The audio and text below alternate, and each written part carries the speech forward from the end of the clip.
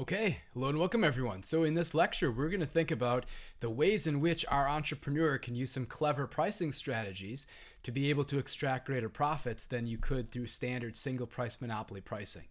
Right, so the problem is, I'll show this in the next slide, with standard monopoly pricing, you'd only capture part of the value added in the market as profits. Part of it goes to consumers, part of it goes to deadweight loss. The basic idea behind price discrimination is you want to convert the additional value added into profits. And you're going to do this by setting different prices for different customers or for different groups of consumers. So here's the problem. Here's our optimal pricing decision. This is from the previous lecture. We solved for the monopoly quantity of 45, monopoly price of 55. That's where marginal revenue equals marginal cost. And then go up to the demand curve to find the price. All right, so this rectangle here is profits, producer surplus. This triangle here is consumer surplus. And this triangle here is deadweight loss. And the problem is this entrepreneur is like, wait a second, we've got this whole area under the demand and above the cost. There's a lot of value added. And we're not getting all of it. So let's try to see if we can be a little bit more clever to extract more profits. And that's the idea with this optimal pricing lecture. So now in order to be able to practice price discrimination, the firm requires market power. Okay, good. So you've got some ability to influence the price. And if you don't, well, now you're in a market that's way too competitive to last. You also need some knowledge of consumers' willingness to pay. You need to know something about the maximal amount a consumer is willing to pay for the product. And it's got to be the situation that there's no opportunity for arbitrage. You can't give a discount to somebody who turns around and sells it to somebody else at a premium. Right? So there's an informational requirement, and then there's the restriction that it's got to be something that they can't go ahead and be the ones to profit off of. So you think of the problem with like ticket sales, right? So the venue sells tickets, somebody buys them up, decides that they don't want to go to the game, turns around and sells it for a profit on StubHub, or whether it's a performance or something like that. And the secondary markets and these large ticket vendors are able to extract quite a lot of profits by turning around, buying up large quantities of tickets, turning around and selling it to other fans who have high willingness to pay.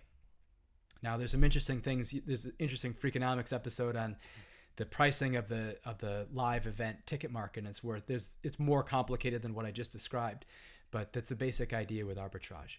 All right, so with first degree price discrimination, you are offering different prices to different individual customers based on their individual willingness to pay. The basic idea is, what are you willing to pay? Oh, that's your price. Third degree price discrimination, you're offering different prices to different groups of consumers. So like children and adults or students and non-students. Third degree price discrimination, perfectly legal in the US. There's differences in the European Union.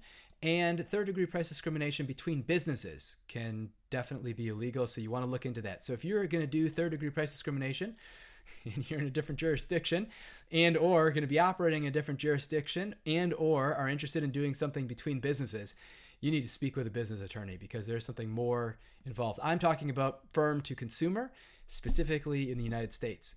And anyway, so second degree price discrimination, offer the same menu of prices and choices to all customers. And now you're letting consumers self-select into different choices. So the idea is everybody is facing the same collection of prices and they choose which option is best for them. And these are going to be the three versions of price discrimination that we'll develop. All right, so for the first one, for perfect price discrimination, here you're charging consumers exactly their willingness to pay. How much are you willing to pay for this item? Good, that's your price. Right? The firm's going to therefore capture the entire value added as profits because in this circumstance, the demand curve becomes the marginal revenue curve, right? The additional revenue gained from selling one more unit, it's exactly the consumer's willingness to pay. Typically not possible in practice, but there's lots of examples of imperfect approximations of first degree price discrimination. So for instance, car sales, where they spend a lot of time trying to gather a lot of information to generate their estimate of your willingness to pay. Or financial aid, where you have to submit a FAFSA and then the university sees your willingness and ability to pay. And there's an interesting and sort of horrifying collusion example between some Ivy League schools pooling information on the financial aid offers that they were given to students. And so, I mean, with first degree price discrimination, we're thinking about a situation where there's information. So if you're given a lot of information, you're exposing yourself to the possibility of having price set pretty close to your willingness to pay. All right, so here's the picture under perfect price discrimination. Profits would be the entire value added, the entire area under the demand curve, right? The demand curve is the marginal revenue curve with perfect price discrimination. There is no consumer surplus. This market would be perfectly efficient. Remember, this is where the firm is going to set the competitive quantity. Economists are going to say, okay, fine, there's no inefficiency. This is just as good as the perfectly competitive market. Of course, from the standpoint of consumers, we don't like this because then there's no consumer surplus, but there's also no deadweight loss. And so that's why economists would say, well, from the standpoint of efficiency, no problem. There's some examples, right? In September 2000, Amazon got into trouble when its price discrimination was revealed.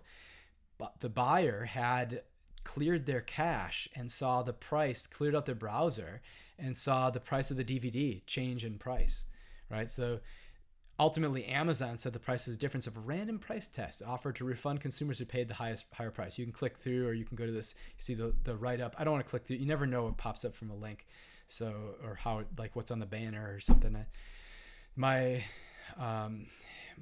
tipping video has an unfortunate banner, and I didn't want to remake the video. So anyway, apparently Amazon had experimented such random prices more than once. So here was when people had gone to a bargain hunter site, it changed the price of a MP3 player to anyways $51, right? So same sort of story from Amazon in that case. But the point is, if you're giving a lot of information to a company, and certainly with big data and with interactions with these companies, they've got quite a bit of information in terms of what prices you've seen, what prices you've agreed to buy at, which prices you've rejected. At the end of the last lecture, I told the story of Uber from the Freakonomics episode, being able to estimate a demand curve based on seeing when people would take an Uber and when they wouldn't. So first degree price discrimination is no longer entirely reliant on magical reasoning. Now the kind of big limitation is customer service issues. All right, so with third degree price discrimination, now this is organizing consumers by verifiable group, and presumably these groups are correlated with differences in willingness to pay.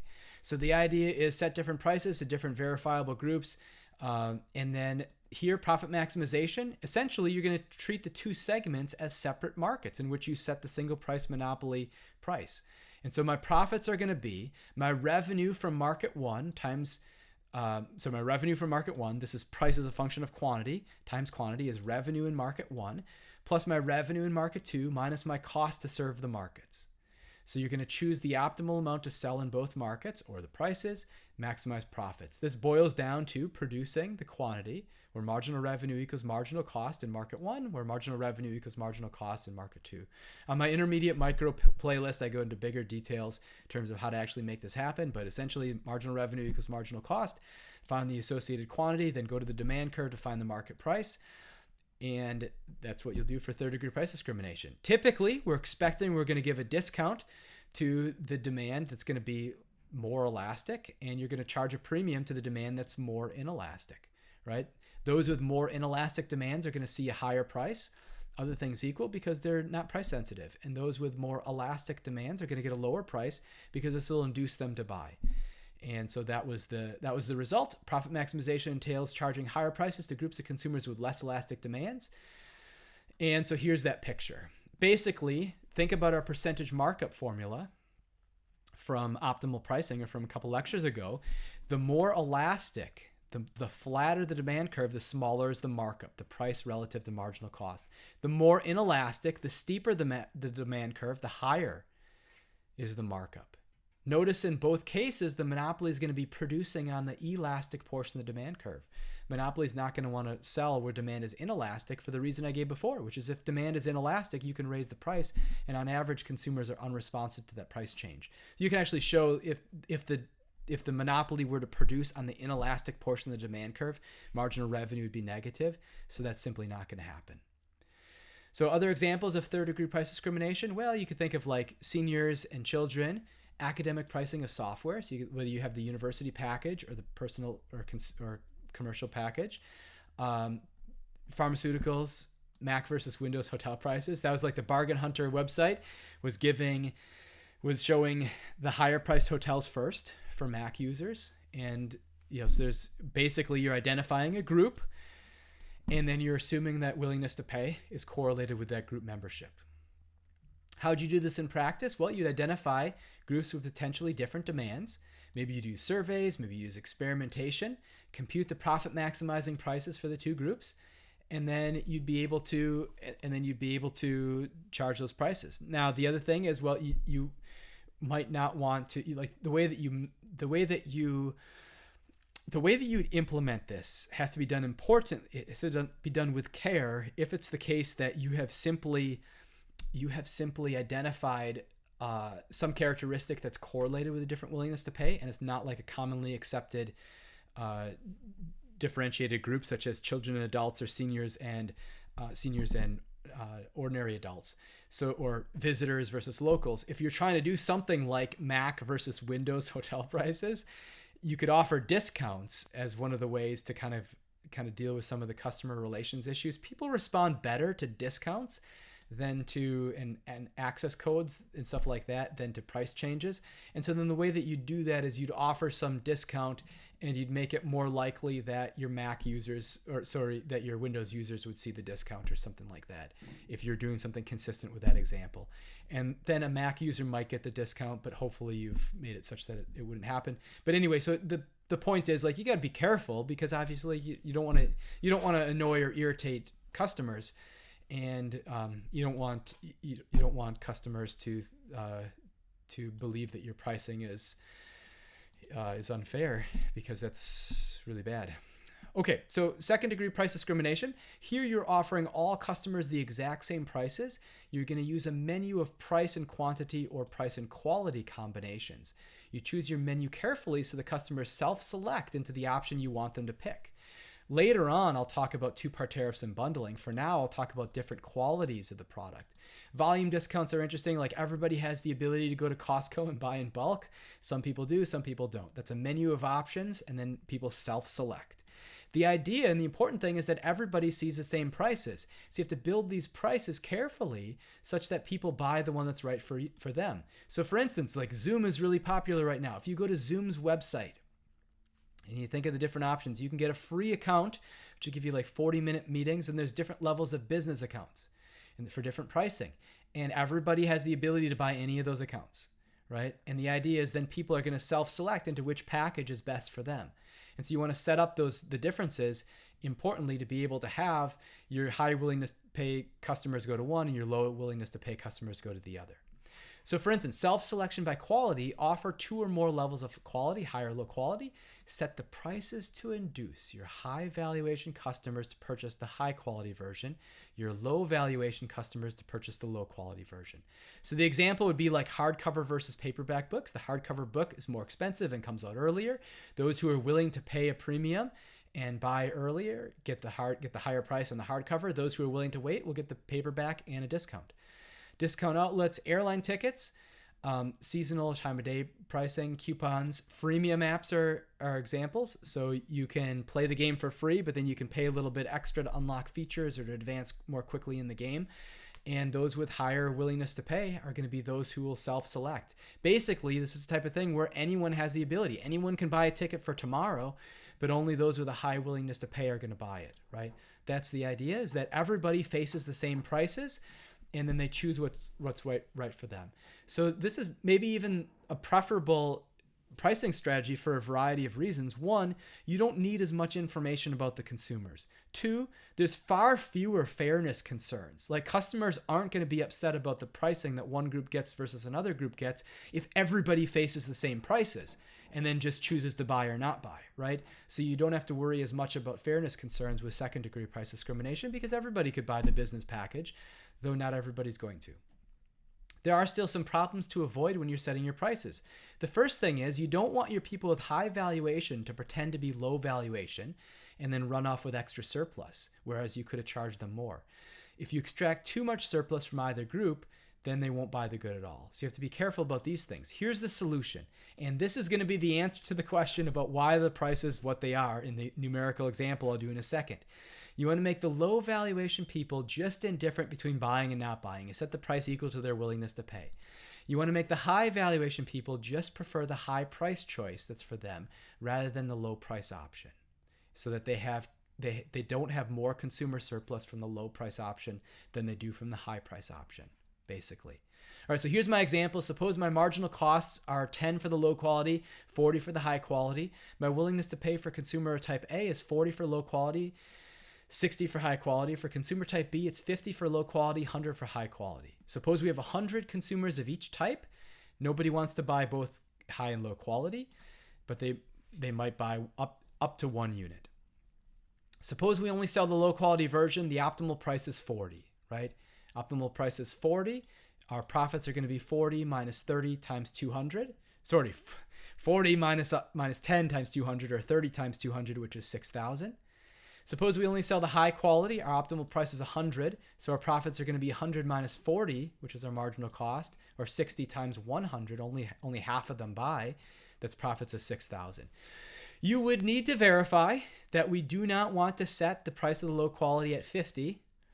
And then what are our profits? 50 minus 10, which is 40, times 100, because now only 100 are going to buy, which is 4,000.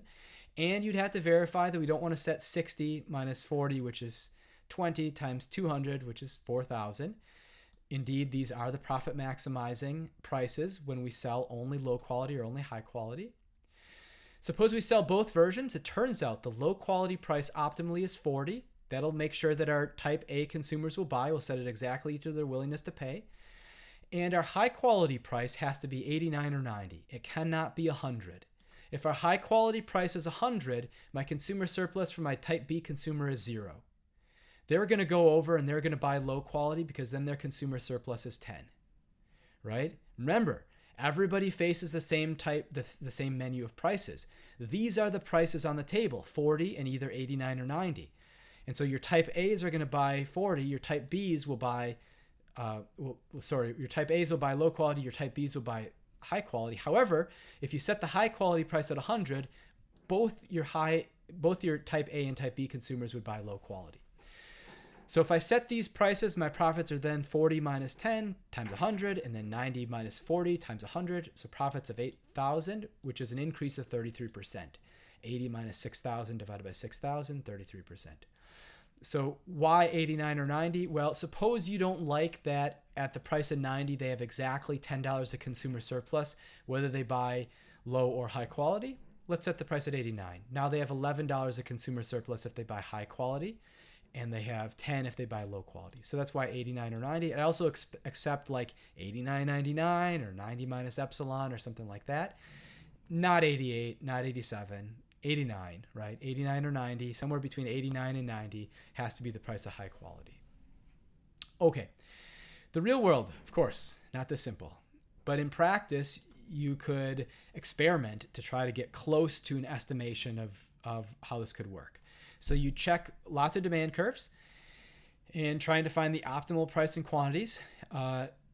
Typically, this might be done through experimentation. See which combinations are going to work best in practice. And then ultimately what's happening is, think about first degree price discrimination, you have to have information about willingness to pay. Third degree price discrimination, you have to have information about how willingness to pay is correlated with this group affiliation. With second degree price discrimination, you need to guess about willingness to pay, and then consumers reveal this information to you if you observe their behavior, when they buy and when they don't buy. And so they're giving the information to you, you're eliciting information through experimentation, and can come up with the optimal pricing for second degree price discrimination. All right, in the future, we'll do more second degree price discrimination, talk about two-part tariffs, talk about bundling, and dynamic pricing. Anyway, I sure hope you enjoyed this video. See you next time.